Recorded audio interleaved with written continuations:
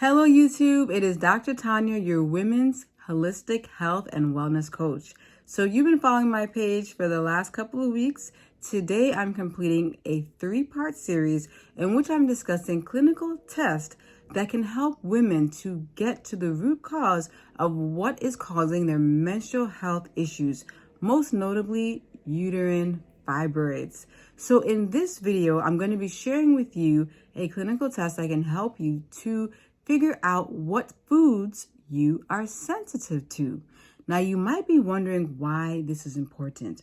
Well, many times whenever women are struggling with hormone health issues that are disrupting their menstrual cycle, resulting in heavy bleeding or, causing them to not ovulate in the case of PCOS, they tend to like to go for a ton of different health foods that may or may not be helping them. Sometimes they find that they struggle with constipation or bloating or even fatigue or joint pain after eating health foods that include yeast, corn, sugar, kale or even berries. In fact, when I was on my fibroid healing journey, I pretty much ate just about every single health food I can get my hands on. That include kale, soursop, leaf tea. I had all the berries that are available, pineapples. I juiced so many different kinds of fruits and veggies. Certainly I didn't combine my fruits and veggies, but basically what I discovered is that for quite a number of foods that I was eating, I would struggle with bloating and constipation, even brain fog after eating certain foods. So then that led me to actually find out what I was actually sensitive to, and I decided to take a food sensitivity test. So before I get into what exactly is a food sensitivity test, I would like to clear up some definitions. I would like to describe what a food sensitivity is versus a food allergy, because many times we tend to get those two terms confused. So let's start with a food allergy. What is a food allergy? A food allergy occurs when your body has a negative response to a protein in the food that you ate. For example, peanuts, wheat, shellfish, or even nuts. So if you're allergic to a food, the first time you eat that food, your immune system is going to produce antibodies against that food, in particular IgE. So the next time you see that food, those antibodies would have already bound to cells of the immune system like mast cells. And then when that food enters your body, the antibodies bind to that protein on the food, and that allows the mast cells to release chemical mediators called histamines, which are responsible for symptoms of an allergic reaction, which includes hives, when you have itchy flesh-colored welts on your skin, or even itchy, watery eyes, wheezing, and even abdominal symptoms or GI symptoms, including vomiting and even stomach cramps. Now, food allergies actually occur within minutes to hours shortly after eating a food that you're allergic to. Now, what about food sensitivities? Now, many people actually suffer from food sensitivities. And basically, food sensitivities cause mild inflammation in the body that's mediated by another antibody called IgG. Now, when you eat foods that you are sensitive to, you will notice milder symptoms within hours to days after eating that food. So it takes time for you to notice that you're sensitive to a food compared to a food allergy. And those symptoms tend to include GI distress like diarrhea, constipation, bloating, and even abdominal pain for some individuals. You may also notice other symptoms like headache, fatigue, or brain fog shortly after eating, joint pain, and even skin rashes that are chronic like eczema. Now, a lot of food sensitivities are actually associated with chronic conditions like major depressive disorder, Crohn's disease, irritable bowel syndrome, and even chronic skin conditions like eczema and also menstrual health issues, including fibroids, PCOS, and even endometriosis. Now, you may be wondering, How are food sensitivities related to hormones, hormone imbalance, and conditions like fibroids? Well, ladies, it's all boils down to a condition called leaky gut syndrome, which many women may have and they're not even aware of it. Now, the question is, what is leaky gut syndrome? Now, before I explain that, let's talk about your gut. Now, your gut is actually lined by a single layer of cells that are responsible for further breaking down the food that you just ate and absorbing the nutrients into your bloodstream. Now, the cells that line your gut are actually connected by tight junctions, and those junctions actually prevent foods or proteins from your food from entering into your bloodstream between those tight junctions. Now, unfortunately, because of the lifestyle that we live in our Western society, or just the world at large, with all the chronic stress and also the Western diet, which is high in refined carbohydrates and low in fiber, vitamins, and minerals, and also high in red meat, that actually disrupts our gut and contributes to leaky gut syndrome. Also to the amount of intense stress that we've been under, or just day-to-day stress, and even intense exercise that we tend to engage in at inappropriate periods of the month, that actually contributes to our hormonal imbalance and also leaky gut syndrome. So let's get back to how your food can disrupt your hormone health. Whenever you eat foods that are unhealthy for your gut, that results in gut dysbiosis, leaky gut syndrome, and ultimately can result in hormone imbalance by two different mechanisms. Now, the first mechanism is leaky gut syndrome.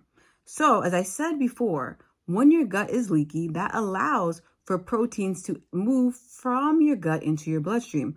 But not just the proteins of the foods you eat, but also potent toxins from the bacteria that die in your gut, like LPS or lipopolysaccharide. Now, when LPS enters the bloodstream, it actually can cause inflammation in a temporary gland that's produced in your ovaries after you ovulate, called the corpus luteum.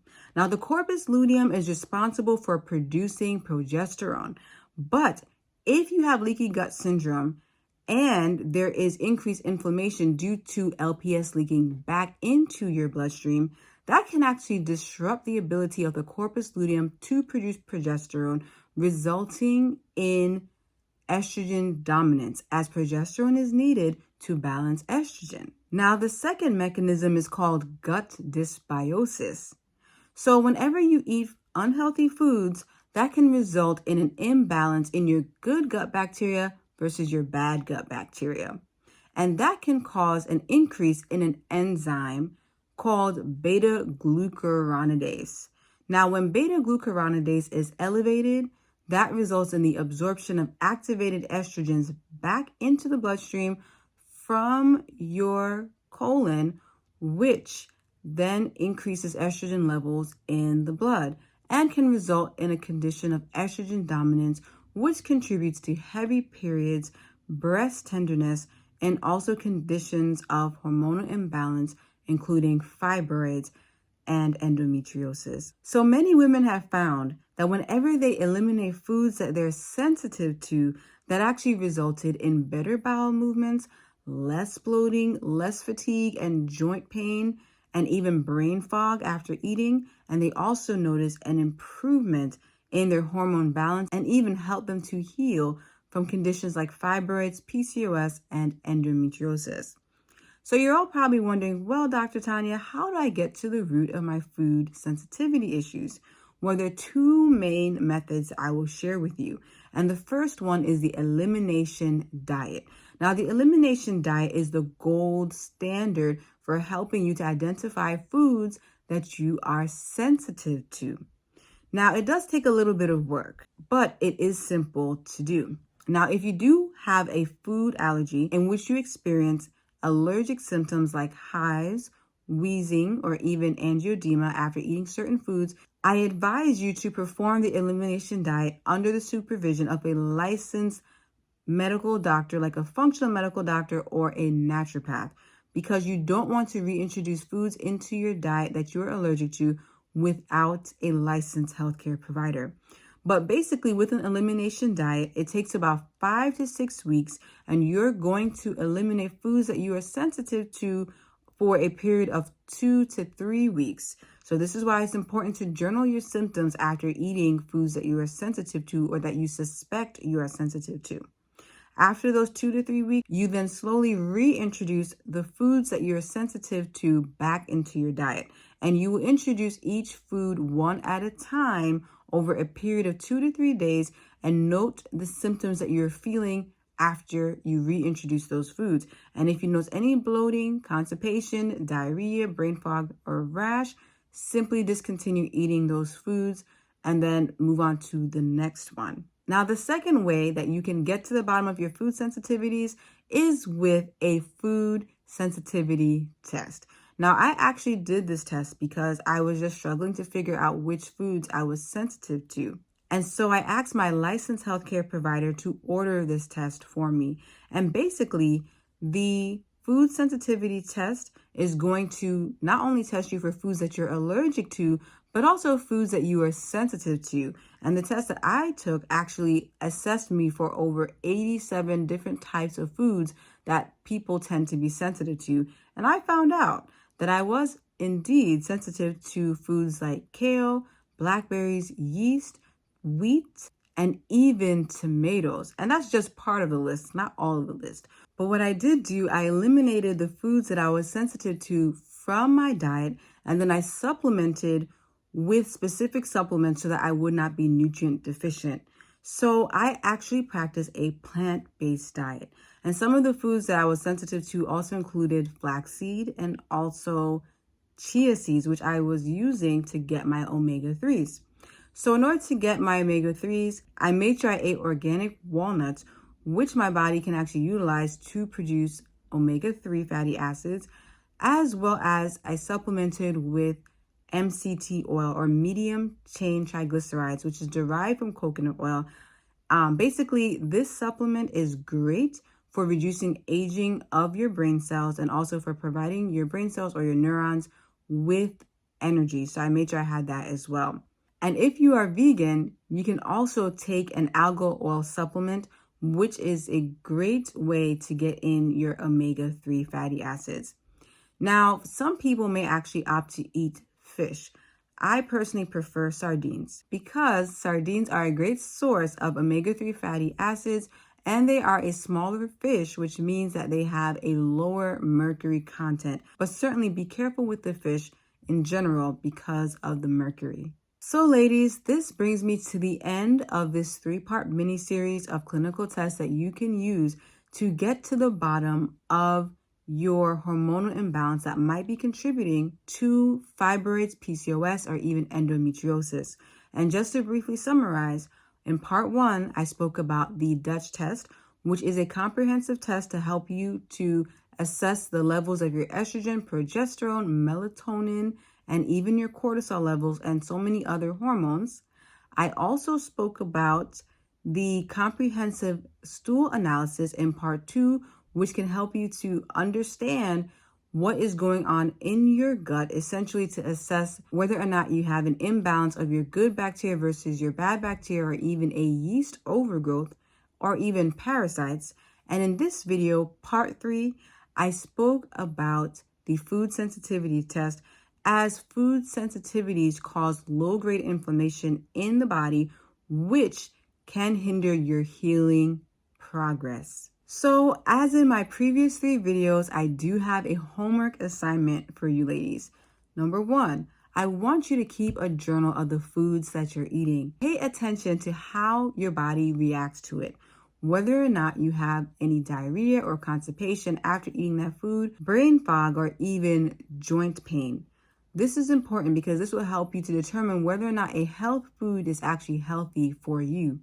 And second, I want you to speak with your licensed naturopath or even functional medical doctor about getting a food sensitivity test, as this may actually help you to make better food choices, which would be a game changer in your healing journey. And finally, ladies, I want to leave you with this encouragement. from Mark chapter 5, in which the woman with the issue of blood, who I believe actually suffered from fibroids, who was suffering from intense uterine bleeding for 12 years, reached out and touched the tip of the garment of Jesus Christ because she believed that she would be healed. And when he realized that she had touched him, she revealed herself, and he said to her, "Daughter, your faith has made you whole. Go in peace and be whole of your plague." So ladies, yes, there are different tests that you can take to get to the bottom of your menstrual health issues. And certainly there are lots of health foods that can help you to heal. But ultimately, Jesus Christ is the number one healer. And I encourage you to seek him for your healing. All right, ladies, this is Dr. Tanya, your women's holistic health and wellness coach. If you like the content of these videos, give it a thumbs up, share it with your loved ones, and don't forget to subscribe to my channel. Until next time, take care of yourselves and God bless.